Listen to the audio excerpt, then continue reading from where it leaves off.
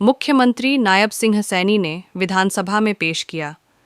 12वां राज्य बजट 2026 से 27 प्रदेश की जनमानस के लिए बजट पूर्व परामर्श द्वारा मिले सुझावों में से 5000 सुझावों को आज बजट प्रस्ताव में शामिल किया गया। राज्य सरकार के बजट में केंद्रीय करों से उसे राज्य को मिलने वाला हिस्सा होता है। कुल राजस्व का एक महत्वपूर्ण स्रोत है। 16वें वित्त आयोग द्वारा की गई सिफारिश के अनुसार वर्ष 2026 से 2031 तक हरियाणा का केंद्रीय करों में हिस्सा 1.361% होगा। विश्व बैंक के बोर्ड ने वायु प्रदूषण रोकने के लिए हमारे हरियाणा क्लीन और प्रोजेक्ट को स्वीकृति दी।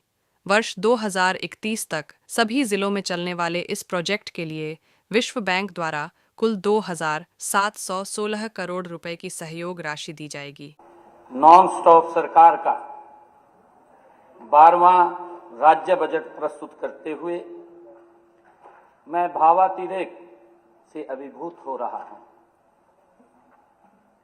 सर्वप्रथम प्रदेश रूपी परिवार की अपनी प्रत्येक श्रद्धेय मां, प्रत्येक प्यारी बहन, प्रत्येक सम्मानित बुजुर्ग, प्रत्येक साथी भाई और प्रिय युवाओं को नतमस्तक होता हूं।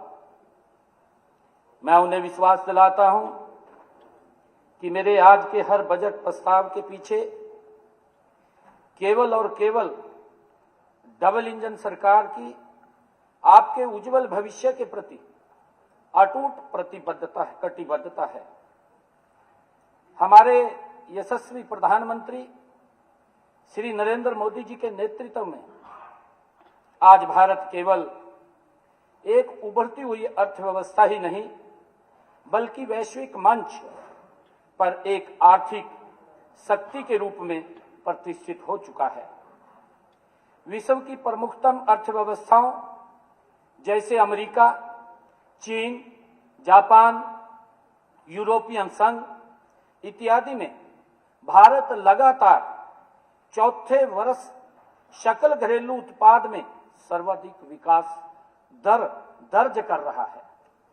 निसंदेह यह 140 करोड़ भारतीयों की सामूहिक ऊर्जा का परिणाम है। मोदी जी के विकसित भारत 2047 के संकल्प की सीधी यात्रा में हरियाणा एक अविराम और अथक विकास इंजन बने रहने के लिए कटिबद्ध है। माननीय अध्यक्ष जी, इसलिए हमने हरियाणा को वर्ष 2047 तक $1 ट्रिलियन की अर्थव्यवस्था बनाने का लक्ष्य तय किया है।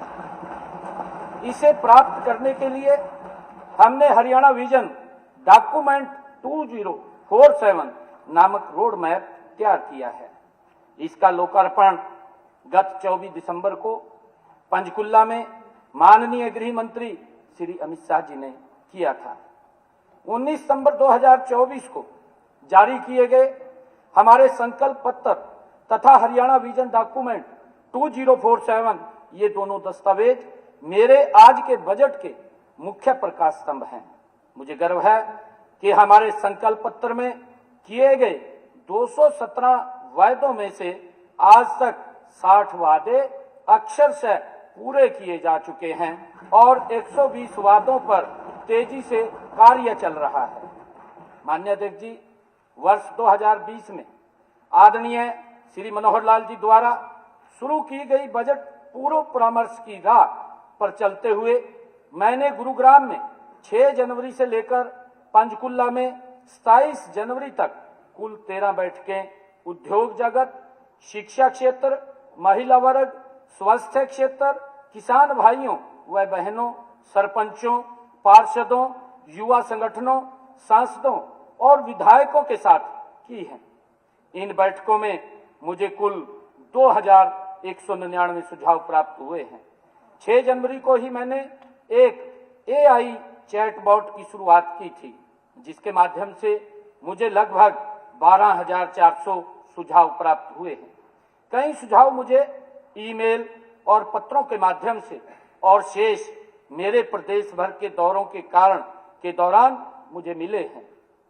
इन सभी सुझावों पर मैंने पूरी गहनता से मंथन किया है।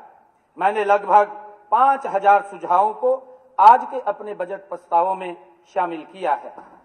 माननीय अध्यक्ष जी, इस प्रकार मेरा यह दूसरा राज्य बजट भी वास्तव में हरियाणा की जनता द्वारा बनाया गया ये बजट है। आपने बजट प्रस्ताव प्रस्तुत करने से पहले मैं 12 महत्वपूर्ण बिंदुओं पर आपका ध्यान आकर्षित करना चाहूंगा।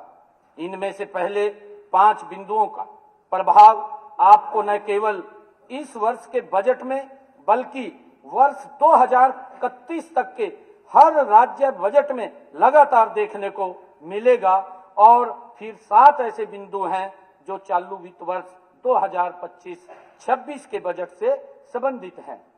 माननीय अध्यक्ष जी, वर्ष 2031 तक लगातार जो प्रभावी बिंदु हैं, मैं वे 5 बिंदुओं को बताना चाहूंगा जिनका प्रभाव आपको आने वाले मेरे हर राज्य बजट में मिलेगा।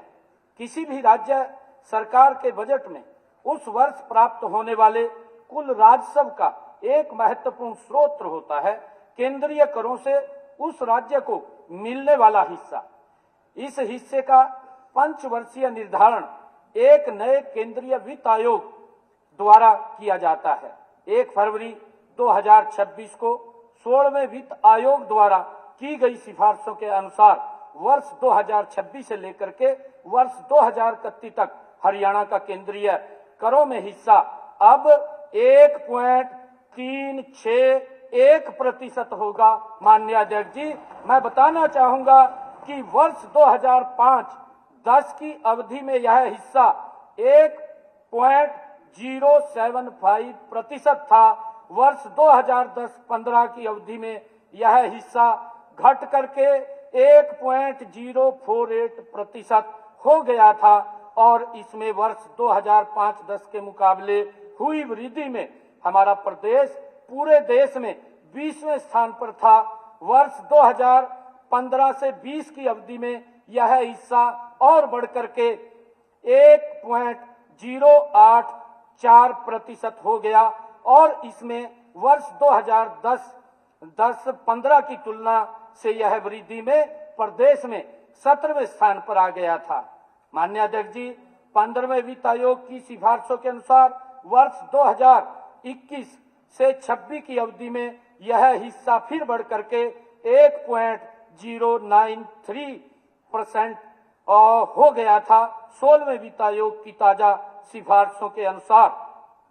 माननीय अध्यक्ष जी, वर्ष 2026 से वर्ष 2031 तक हमारा हिस्सा अब और अधिक बढ़ गया है। अब ये 1.361% रहेगा।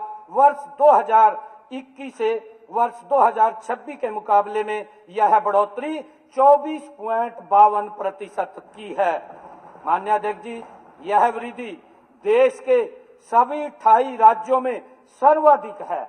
माननीय अध्यक्ष जी, इसके लिए मैं देश के यशस्वी प्रधानमंत्री आदरणीय नरेंद्र मोदी जी, माननीय वित्त मंत्री श्रीमती निर्मला सीतारमण जी व 16वें वित्त आयोग के अध्यक्ष डॉक्टर अरविंद पनगड़िया जी का हृदय की गहराइयों से मैं धन्यवाद करता हूं।